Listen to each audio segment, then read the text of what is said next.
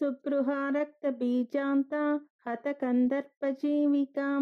समुद्रव्योममध्यस्था समबिन्दुसमाश्रयां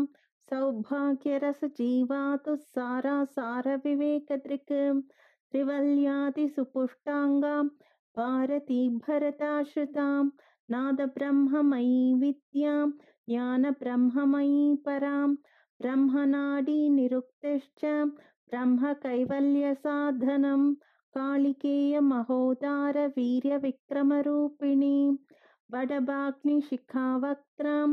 महाकबलदर्पणां महाभूता महादर्पा महासारा महाक्रतुः पञ्चभूतमहाग्रासां पञ्चभूताधिदेवतां सर्वप्रमाणा सम्पत्तिः सर्वरोगप्रतिक्रियां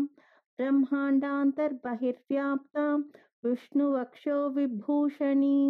शाङ्करी विधिवक्त्रस्था प्रवरावरहेतुकीं हेममाला शिखामालां त्रिशिखा पञ्चमोचनां सर्वागमसदाचारमर्यादां यातु भञ्जनीं पुण्यश्लोकप्रबन्धाढ्यां सर्वान्तर्यामिरूपिणीं सामगानसमाराध्यां श्रोत्रकर्णरसायनं जीवलोकैकजीवातुर्भद्रोदारविलोकनां